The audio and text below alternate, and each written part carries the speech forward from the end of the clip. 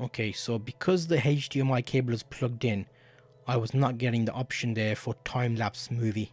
What is that all about? You'll see I've got it on disable.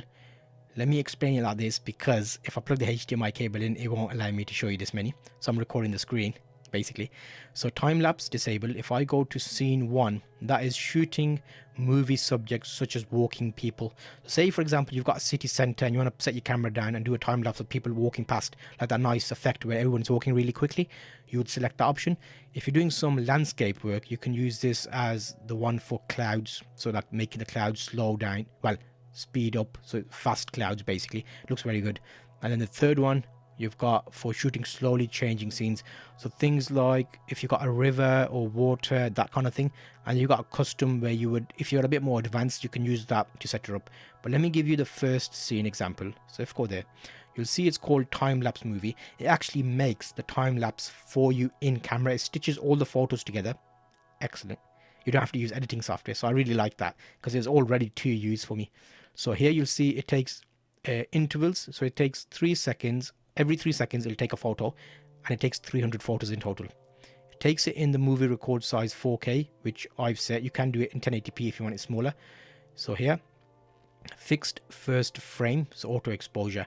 What this means here is, say for example, I've taken a photo of a cloudy day. The first photo, it was a bit darker, and as it, or actually it's bright, and slowly, gradually it gets darker, because obviously time, that's what time does, the sun goes down. So the fixed first frame means it will use the first frame exposure. So if it was dark, it'll consider everything else with those dimensions.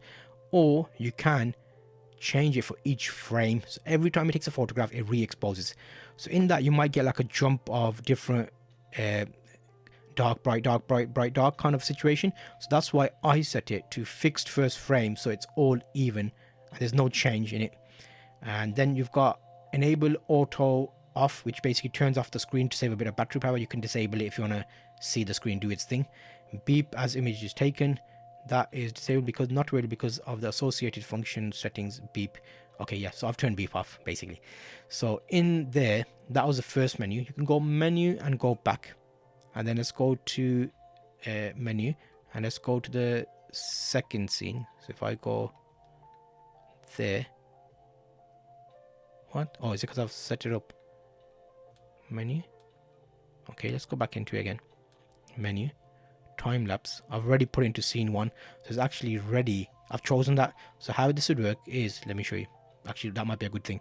So because I've selected scene 1 here, and then if I go menu and then menu, right now you'll see it's giving you a message on screen. So that's if you were taking it. Configure exposure settings on this screen. Fully press shutter button to take a test shot to check exposure. Press movie shooting button to get ready to shoot the time-lapse movie. So what I'll do right now is I'll show you exactly how I will do this. So let's zoom out a little bit. Now first thing I'm going to do is I'm going to get the camera ready to do its time-lapse. So you will need, without dropping it, a tripod. So you do this, and then you can put it under your camera there. So now I'll position it like this. I can go a little bit higher if I wanted to make a more interesting shot. So let me choose that. Okay. And what we'll do is we'll show you that there. So firstly, I'm going to take a photograph. So that is a photograph. Let's go info on the back of the camera, which shows me the photograph. Info again. Is that okay? Yeah. Okay. So then I will say that was a camera photo. So set, go menu, go back here. So exposure, yeah. Then you can press the record button once, and then you press the shutter button, and now that's it. So that's taking it. Screen isn't going to start taking every 6 or whatever every 3 seconds. So that is the time lapse mode. It takes photos, it stitches them all together, and you'll have a video clip ready with it all. So it's about 20 minutes for that mode. There's different modes that you can do it in. So the scene 2, 1, 3, you can change the timing of it to make it look more interesting. But that gives you an idea of that. When it stops, it will automatically stop. So I can just turn it off here by pressing that number there, select menu. So I've stopped it myself. So let's have a look and see if I gave it enough time to at least make something, so you can see what it made.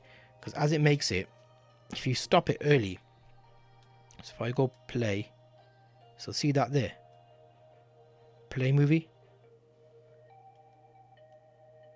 it's too short and there's nothing changing in the scene, but that's the movie. So you see this, it's just a slight change, but that wasn't long enough. But that was your time lapse in camera.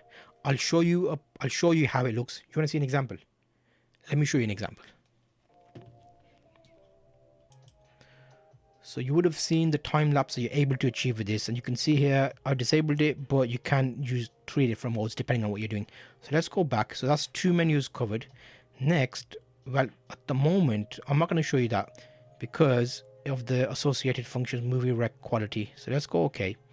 Let me go menu and show you how that works, just so it helps you. So if I go here and let's go down to full HD and let's go menu. So let's go, what we're determining here is the quality. So let's go OK. Let's go menu.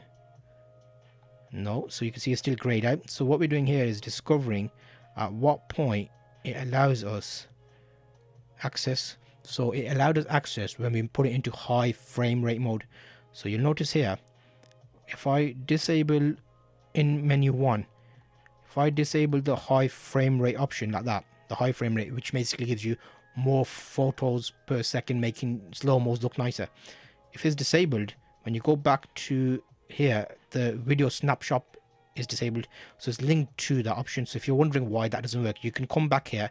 There's a couple of these in this camera that I noticed, so it'd be like interesting. So if I go there and then enable this and then go menu and then come back over here, video snapshot is now magically available.